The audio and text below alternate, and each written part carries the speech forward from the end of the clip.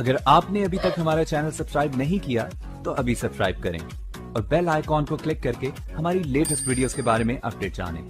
Subscribe कीजिए और हम आपको लिए चलेंगे आपकी फेवरेट वीडियो की तरफ। अस्सलाम वालेकुम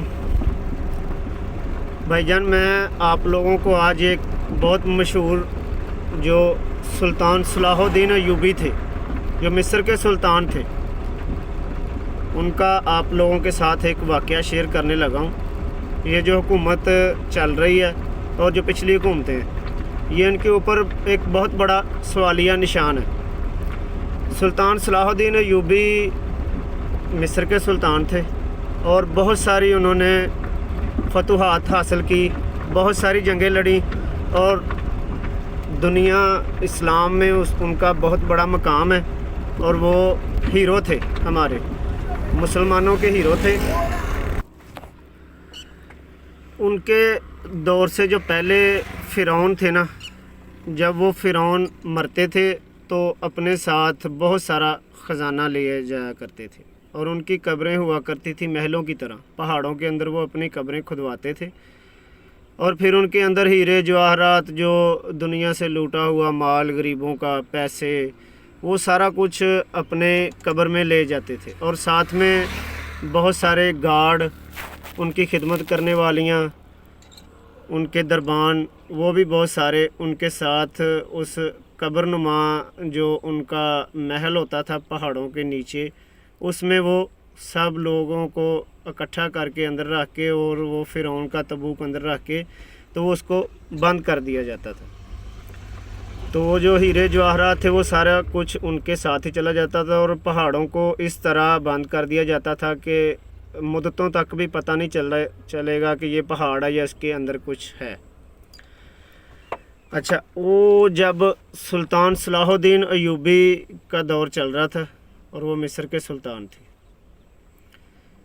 जब मुल्क के हालात उनके ख़राब थे, ज़रिया आमदन कम था और जंग के हालात रहते थे हर वक्त, तो जो उनके साथी थे, उनके वज़ीर, उन्होंने मशवरा दिया कि सुल्तान साहब, ये जो फ़िरौनों ने इतना माल लूटा है, ये जो उनकी कब्रें उन्होंने बनवाई हैं पहाड़ों के नीचे, वहाँ पर बहुत सोना, हीरे जवाहरात, बहुत कुछ है, तो आप हमें इजाज़त दें तो हम वो खुदाई करें और वो निकालें और अपनी हुकूमत पर, हमारी अपनी बादशाहत पर और ये हमारे जो मुल्क हैं, जो मुसलमान हैं, गरीब हैं, उनमें तकसीम करें और हमारे मुल्क पे खुशहाली आ जाए।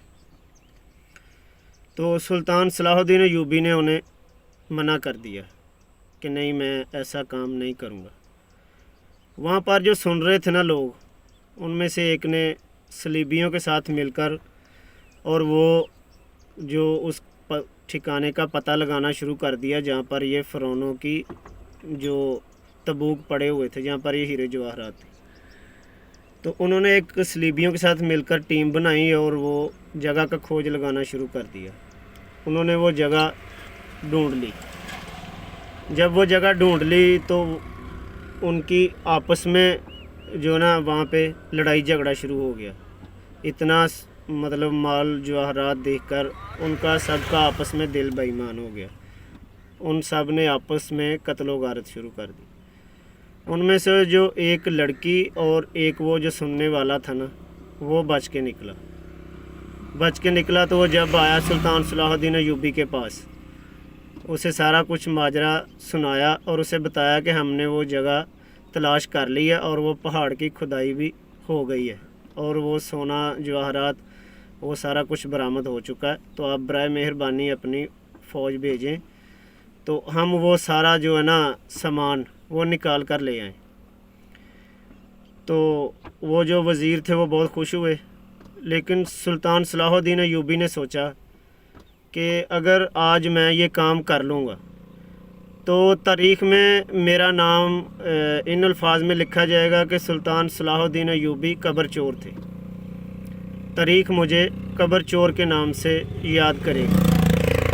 तो ये आर्जी बादशाहत है, आर्जी ज़िंदगी है, हमेशा के लिए रहने वाली बादशाही तो अल्लाह की है।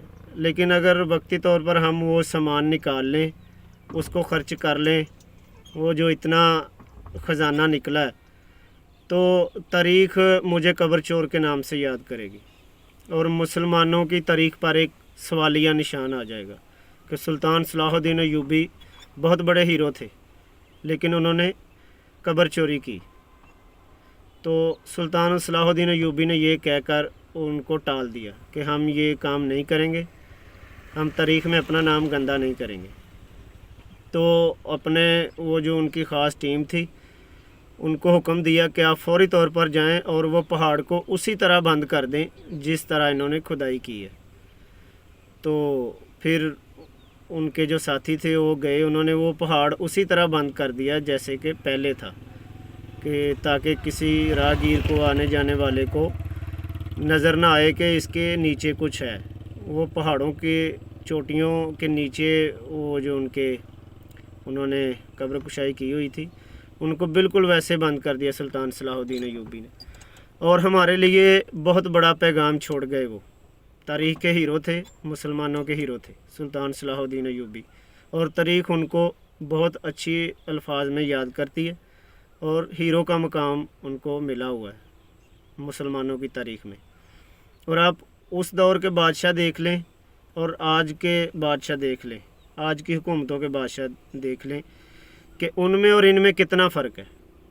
उनका नाम सुनहरी अल्फाज में, सुनहरी हरूफ में लिखा जाता है और इनका स्याह हरूफ में लिखा जाएगा, और ये बहुत बड़ा सवालिया निशान है।